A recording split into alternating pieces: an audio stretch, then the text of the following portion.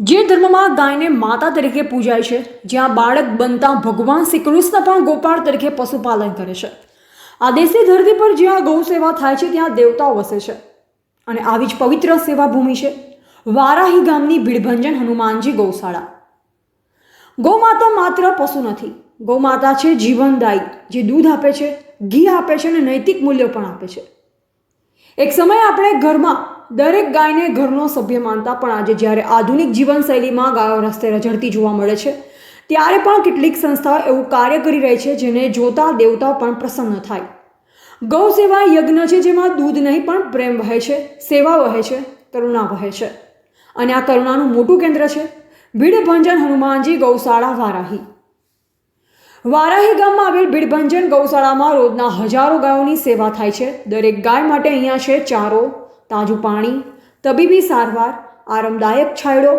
બેસાર ગાય હોય કે ટ્રાફિકમાં ઘાયલ થયેલી ગાય, દરેક માટે અહીં એક આશ્રય છે. ગૌપ્રેમીઓ સવારે ગાયોને ચારો ખવડાવે છે, ગૌમાતાની સેવા કરે છે. આ જગ્યા છે જ્યાં સેવા, શ્રદ્ધા અને સંસ્કાર ત્રણેય જીવંત ઉદાહરણ છે. ભીડભંજન ગૌશાળા માત્ર કોઈક વ્યક્તિની નહીં, આખા ગામના સમૂહભાવથી ચાલે છે. દાતાઓ રોકડ સહાય આપે છે, ગ્રામજનો કાયમી સેવા આપે છે અને ટ્રસ્ટીઓ શ્રદ્ધાથી કાર્ય સંચાલન કરે છે. દર વર્ષે અહીંયા યોજાય છે ગૌપૂજન, વિશિષ્ટ દાન યજ્ઞો અને લોકો આખા જિલ્લામાંથી આવી ગૌસેવામાં જોડાય છે. યુવાનો માટે એક સંસ્કાર શાળા સમાન બની ગઈ છે. મિત્રો, ગૌ સેવા હવે માત્ર ધાર્મિક કર્તવ્ય નથી, એક આવશ્યકતા છે. જ્યાં માણસોને માનવતા ભૂલાઈ ગઈ છે ત્યાં ગૌ સેવાને કરુણાનું દર્પણ. ચાલો આજે આપણે પણ સંકલ્પ લઈએ, દર મહિને એક થાળ ચારો દાન કરીએ, દરેક તહેવાર એક દવા ભેટ કરીએ, દર જન્મદિવસે ગાયના ગોદ લઈ પ્રેમનો સ્પર્શ કરીએ. તમારું નાનું યોગદાન પણ એક જીવતા રહેવાનું કારણ બની શકે છે.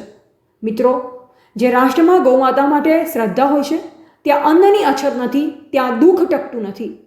ભીડભંજન હનુમાનજી ગૌશાળા એ સ્થાન છે જ્યાં સંસ્કૃતિ જીવંત છે.